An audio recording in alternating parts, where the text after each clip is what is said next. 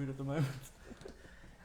Hello, good afternoon everyone. Welcome to Couple Calm's first interview where I have the privilege of introducing you to one of our most inspiring members of this group. And that person is, without further ado, I'm just going to dive straight in. No mucking around here, we're just going to dive straight in. As you know, this Cup of Calm group is all about inspiration. It's all about bringing the best in people, finding about the stories that have helped shape and shift people's lives. It's all about uplifting the energy of not only this group, but having that ripple effect throughout the globe. So I would love to, without further ado, have the honour and privilege to present to you a wonderful, inspiring person.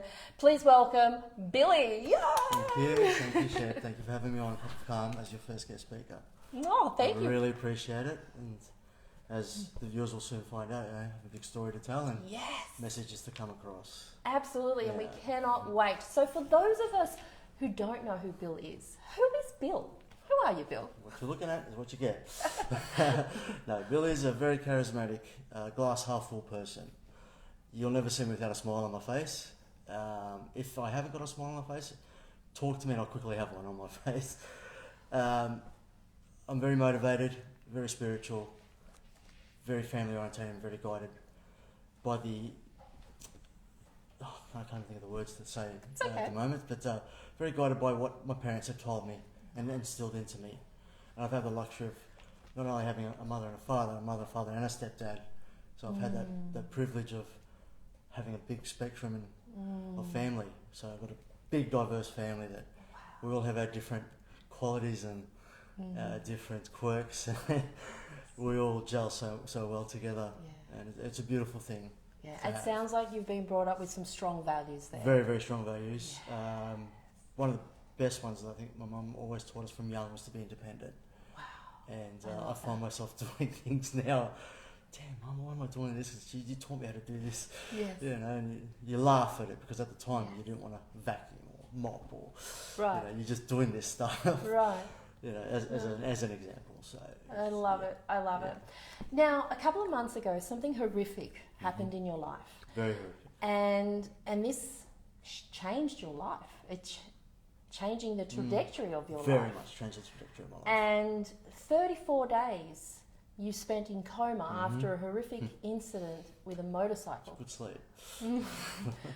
And then 3 months spent in hospital. Correct. Could you guide us through and tell us about your experience? How much and time you got? I got ready for this. So I'll start from the start. Go for it. So perfect. It was a Saturday, from memory that I've looked it up now.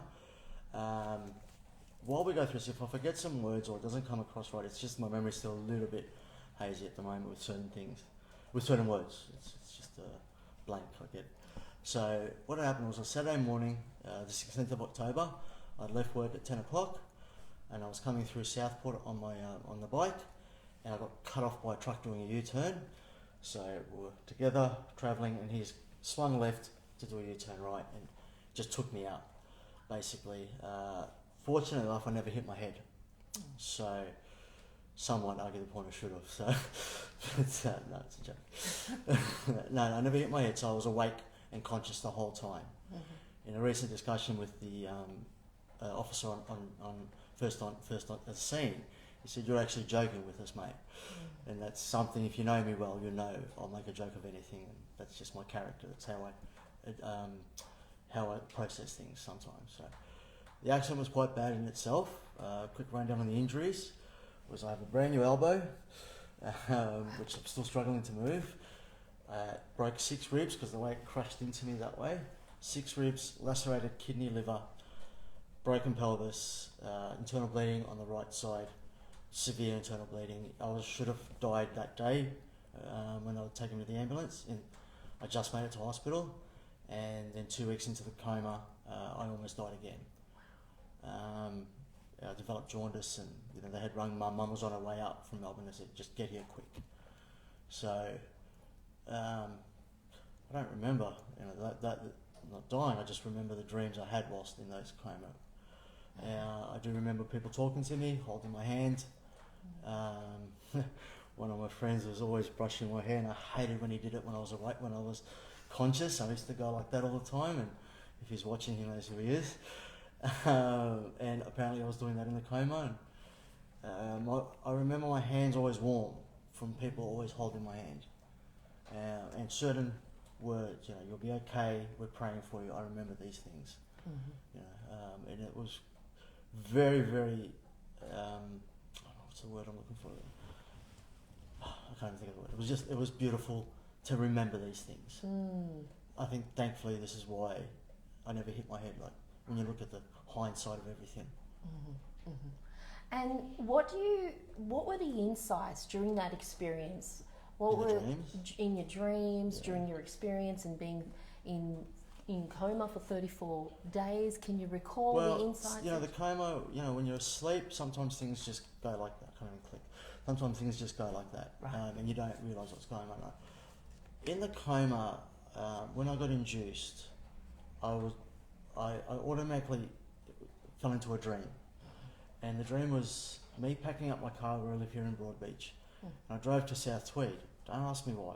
I don't know anyone in South Tweed. But I was looking at myself like I'm looking at you, Shep. So I'd be Bill in the dream, and then looking at it as a third person.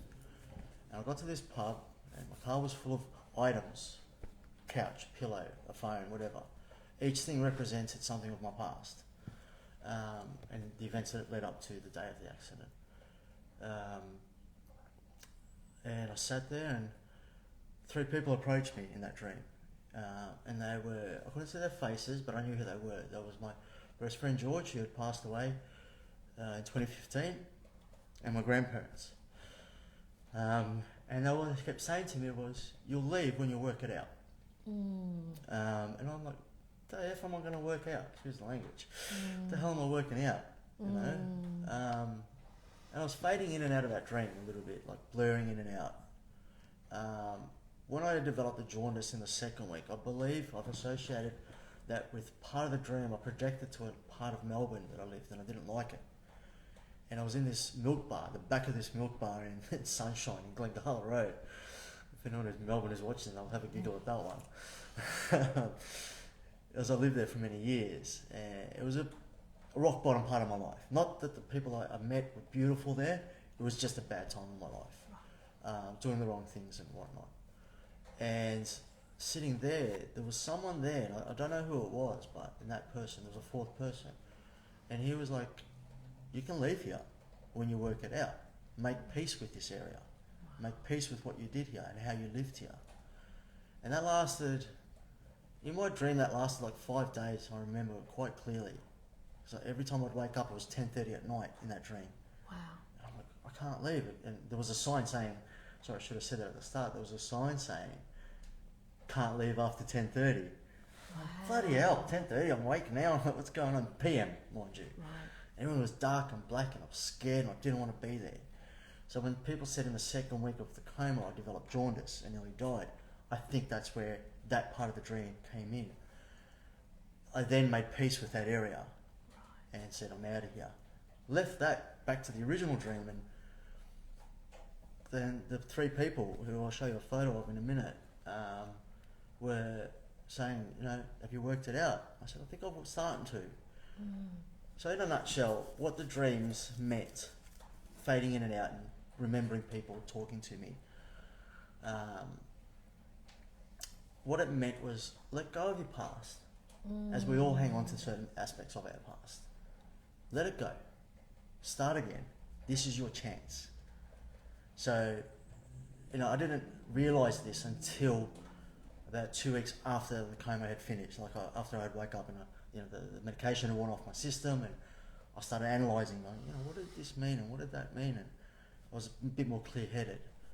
Maybe 3 weeks. Sorry, 3 weeks after the coma. And that's what it really symbolised, was let it go. You're done with it.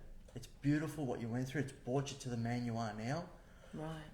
And one really, really cool thing was the day I worked it out, I'd finished my beer. It was a bloody big beer that lasted forever.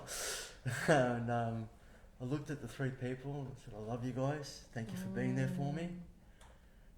I stood up and I walked outside and I looked at my car. I said, thanks, and I'm done with all you guys too. And everything went to white, and I opened my eyes to the doctor standing over me saying, Mr. Markelis, you're awake. And I'm like, mm-hmm. But I couldn't speak because I had a tracheotomy. Right. So I'm like, so I never panicked. Wow.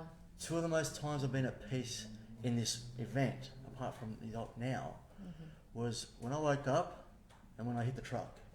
When I hit the truck and laid on the ground, I was gasping for air. And I had said my prayers then and there. I said, God, if this is it, if this is where I go, tell my family I love them, let them know. And I lay there in peace. Oddly enough, like I said, I made a joke with the copper. I'm just lying around, buddy. Some crap like that. So quite interesting, quite funny, I believe. He thought it was funny at the time. They all thought I was okay that day until obviously I went to hospital. But that's basically, in a nutshell, what the dreams meant. Right. And then when I finally figured it out, it was like the whole lease of life thing just hit me like a ton of bricks. And I just got up out of my bed, I just sat up and went, oh, that's it. Rang my mum and said, Mum, guess what? This and this. I also, when my friend George had passed in 2015, we'd done everything together in life. And I started to feel that I had an expiry date. And I was working and doing everything to try and get as much as I could, be as comfortable as I could, because I thought any day this is going to happen, I'm going to go. Because he went at 42, and I was 43, and I'm like, gotta come soon. And I had another realization soon after I realized that fact of the dream was, that was my expiry date. The accident was the expiry date. I don't feel that rush anymore to get what I need or work and make so much money as I can, and everything is so much more in perspective of life. And every day it's getting more in perspective. Every day I wake up, I have another realization of something. We're just walking, and it's just, at peace. Yes. At peace. And a few people have said, the look in your eyes and the aura that you're projecting now is just amazing. And I love to hear that. Yeah. I love to hear that. I absolutely, totally agree with that. When I first saw you coming out of hospital, there was this massive shift. Well, you visited me in hospital, you and your family, your beautiful family, were my support, and I loved every minute of that. Yeah, thank you. But what an incredible, profound experience that you had to endure in order to get that perspective. Yeah. So I wonder, where to from here? Now it's all about helping people. So this is what I have to do in life. And I remember lying in the ICU when I couldn't speak, and I'm looking at the nurses taking care of me. Right. And I looked at them and I whispered to one of them, because I whisper like that. That's as much as I could project my voice. I said, I know what I want to do in life. And then I said, what? And I was sort of fading in and out of sleep, and I'm like, what you do? And they're like, a nurse. I said, no, helping people. Right. Didn't know what that meant at the time, but later on, it's about helping people. I'd love to be a mindset coach, helping people change their mindset, helping people who have had trauma, helping them overcome the trauma that they've come through, helping kids, teenagers, adults, older people on any spectrum I can, but mainly with mindset, because it all starts with the mindset and how to shift it and deal with what's going on in life. And that's, it can be hard. Some people have a lot worse than I did. Some people don't have the energy I do. Right. I'd love to give them that energy. I love that. Yeah, I think it's important. My sole focus in life, I remember from one thing I've carried right through was I would walk down the street of Broadbeach, and people were like, why does it take you an hour to walk from one end to the other? Because I like to talk to everyone, and I want everyone to be happy when they see me. Right. And that is pretty much what's happened. I love that. Yeah. I love that, Billy. Now, what message would you like to express to the world? Do you have a message that if you were to leave... So many messages you could think of in that story and that experiences that I've had. I think one of the best messages would be more in the form of a quote. Yeah. Was, I believe, the sole purpose of a human is not to exist, but to live. And it's just live your life. Be good to others. Love other people. Let people in to help you. I love that. Yeah. Yeah, it's an original Bill, that quote. Yeah, I love that. Make sure you put that all over, paste that everywhere. Trademark that one. Yeah. I love it. So learning to let go through your experience in gaining some insights during your time in coma and in the hospital. And a lot of time to think, you know, right. As many visitors as I had, and I had a lot of visitors every day. The times where I was alone at night especially, and I still find myself doing that now, is I won't sleep at night because it's my time to think and prepare for the next day. How can I change the world tomorrow?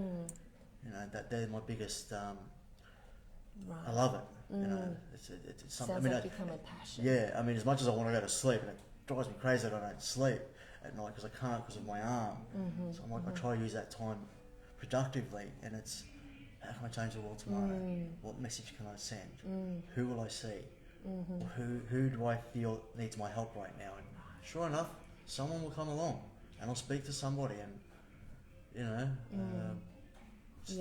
how it is. I love it. I love it. It sounds like you have a drive to fulfill whatever that mission is, to get the message out there to help as many people as you can, and leave a legacy with your experience. And one of my to-do lists in life now is when before the accident, I wasn't fussed on having a relationship or kids or anything like that. When I wake up and realise a lot of things, and especially recently, is what would I have left everybody if I'd have passed away that day? Nothing. You know, nothing. I need to leave a legacy. Wow. In the form of what I'm preaching, what I want to teach people, children, a family, something. If I do go, people can go there, see that person, whatever, and say, hey, that's Bill. It's so important to me now. I love that, Bill. I love that. My mum was happy to hear that too.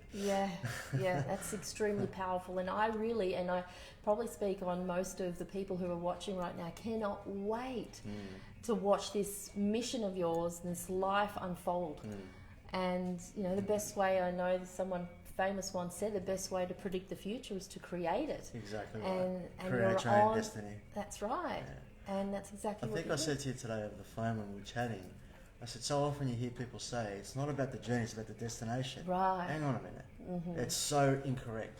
Yes, the destination is beautiful, but you need to have a journey to go to that destination. And my journey has just begun again.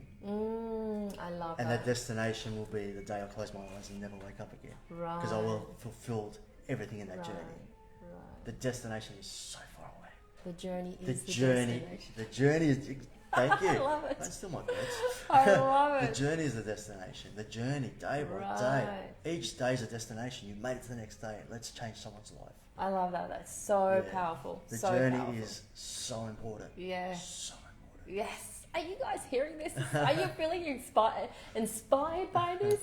Ellen has just commented, and I can't see what it's writing. So I do apologise if you're typing away. Feel free to share this far and wide. You just never know who it might inspire. This amazing story that Billy has just amazingly shared with us. I will add, if you guys, even if I don't know, when you see me in the street or anywhere, just stop me and talk to me. Ask me about my story and I will tell you. There's been a few people who I know that, oh, we're too scared to ask. I said, ask me. Talk to me. I love to talk. Yeah. I will talk the ears off a donkey if I could. but, you know, it's not done in an egotistical way. I'm proud of who I am, what I've done. And I will talk and sit and share my story with anyone. If you have a problem, sit with me, talk with me. Sometimes talk to a stranger is the best thing ever. Yeah, I couldn't agree more. If anything that I've been through can help people who are watching this now, please just stop in the middle of the street. If I'm having breakfast, come sit next to me. Have a coffee. I don't care. That's it. Yeah. And if you could put in one sentence just an important message that you'd like to share with the world, what message would that be? Before we get into the fun facts.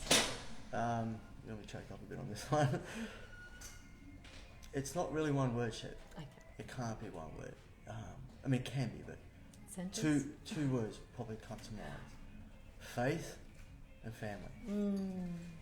Faith and family. Yeah. and friends. And friends. But your friends become your family.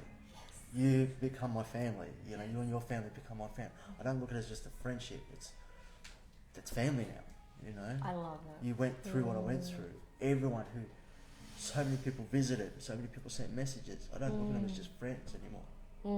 They're family. That's family. You know, through friendship. It's amazing. The amount of people in Broadbeach. Wow. I think 80% of the restaurants in Broadbeach Street came to my aid. Came to my mum's aid. Can't thank them enough for that. Wow. It was amazing. Like, you know, my mum realised, like, she goes, you have touched so many people. One person actually stopped me, and I don't know how true this is, but they actually said, you brought a community back together. And that is just huge. That is huge. You know, I was still sceptical about it, but when he heard me, I broke down when he told me that. He goes, Bill, you brought a community together. Not one person was not talking about you for 3 days, from one end of the street to the next. Everyone was like, did you hear about Billy? Did you hear about Billy? And everyone was just, when they found out you're okay, they were happy again. Especially when they found out you woke up. Everyone was just on the moon, over the moon again. Yeah. Amazing. Sorry. No, don't apologise. Now you have some pictures here that we'd love to share them with you. Some might be a bit confronting. Yeah, there's nothing about. I got pictures of my coma, which I'm not going to show anyone. I still haven't seen them yet.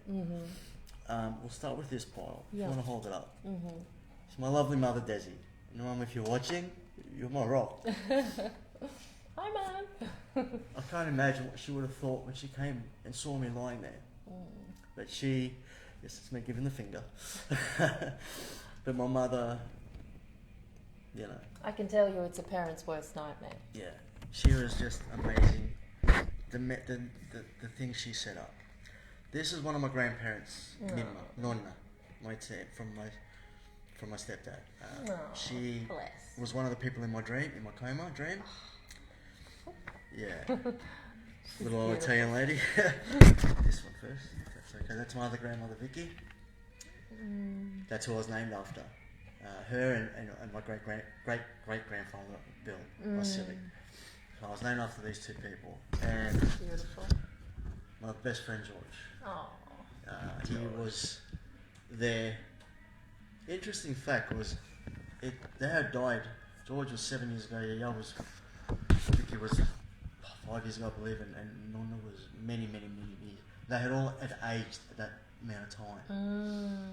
Wow. Yeah. What I've got here is two boys in particular, Huss and Alex. They made all the phone calls, they cleaned up my place, they looked after Mum. Oh. They're the ones who let everyone know what had happened. Oh, bless. And then, you know, the story started from there, and they really went to work, and I can't thank them enough. And my goddaughter, who, you know, Natasha. Gorgeous girl. I couldn't do anything by not showing her. Oh, I have one more here. yes. So in here we're going to see, I'll just explain it. So there's some before shots here of me. That's one alright. So what we have here, you can see this.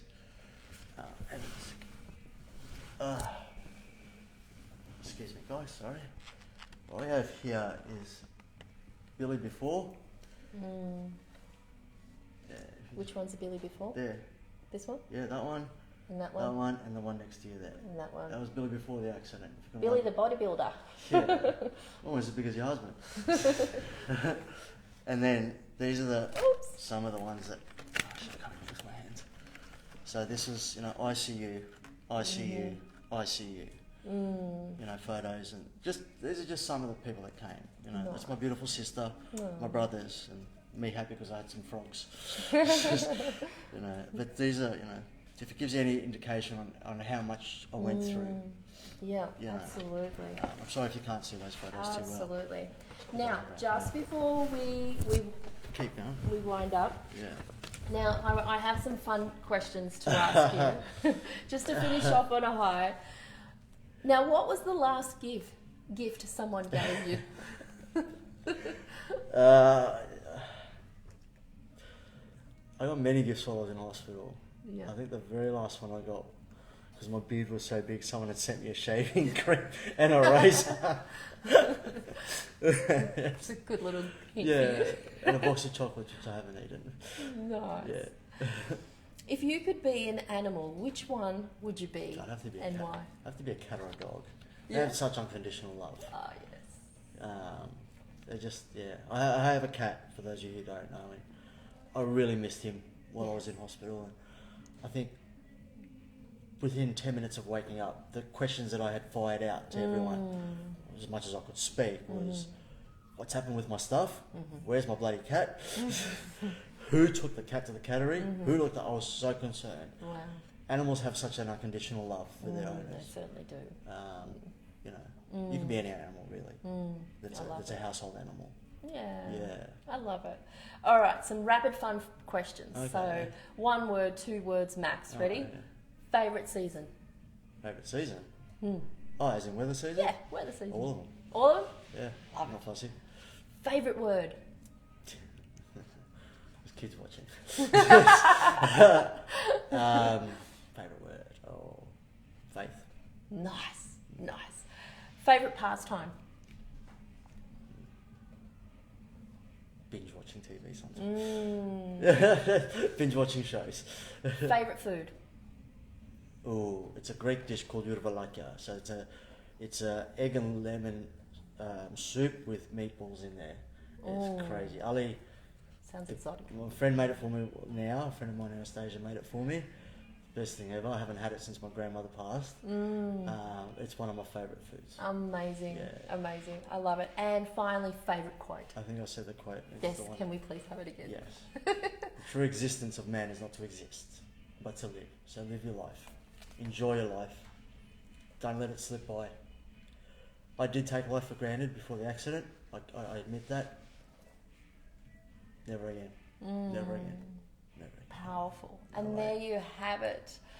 The most powerful quotes, most powerful story that you can even imagine. I'm, for one, blessed to have you as a friend, a family, and Not only you've I'm blessed to have you. inspired by guys your in my story, life, so. your strength, your determination and persistent to really break through whatever this is that you're going through, and really you've come out the other end and you're shining. You're absolutely shining from the inside Well, out. what I tell people is I could have come out a total basket case from this. Could have been depressed.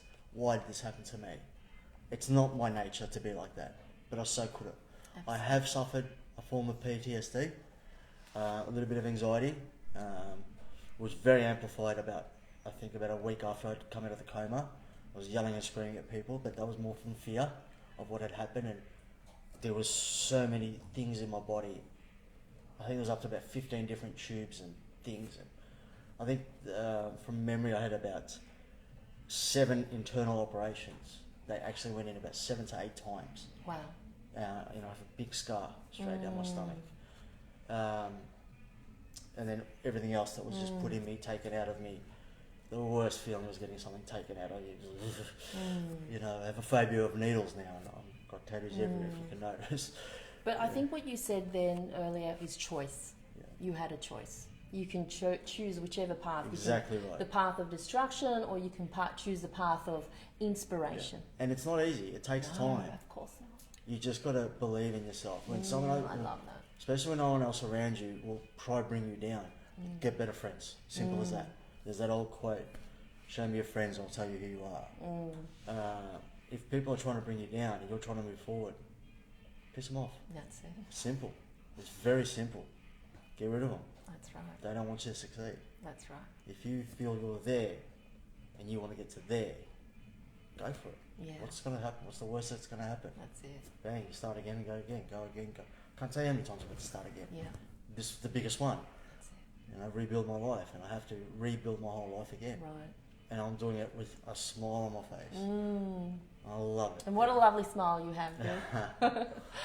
I want to thank you so much for joining us. And if you have any questions, if you have anything at all for Billy, feel free to write them down message me. in the comments. Add him as a friend. I'm sure he wouldn't mind. I'd love it. And you know, you just never know what this could be. Feel free to share this as well. Share this with Please. friends, family, your network. You just never know who it might inspire, whose life it might change. I want to thank you again. Thank you so much, Billy, for making the time to share your story with the world. I really appreciate it. If anyone wants me to come and talk to anyone, free message me and ask me. Beautiful. On that note, everything is for free at the moment. I love it. Let's just get it out there. Take advantage of that. Yeah. I love it. Thank you so much. Thank you all for watching. Bye for now, and hopefully we'll catch you next time and have someone else on the... Oh, can I add? Yes. The journey for me for the operations isn't over. I just found out yesterday I have to go back in for another operation. Ouch. So that's further time away from work. Yes. I have to go back under the knife after what I've been through. And, you know, it's just... I was a bit apprehensive the day before. You can ask my mum if you ever meet her. I was like, Mum, I don't want to do it. I don't know if I can. I don't know if I can stomach this. Yeah. But then just I thought, you know what, bugger it. This is part of the journey. That's right. So I have to, you know, again, be in the hospital and get this operation done again just to move the hand. You know, what do they say? 1 step back, 2 steps forward, 1 step back, 3 steps forward. That's it. I fell down a flight of stairs. I'm walking back up. I love it. It's the only way to look at it. And that's why you're a champion and inspiration. You just got to keep moving forward. And your perspective and your perception on the way you look at things. All right? We'll say goodbye. I can go on. We can easily go on. Yeah, we could. Thank you all. Have a wonderful evening out there. Thank you so much. Bye.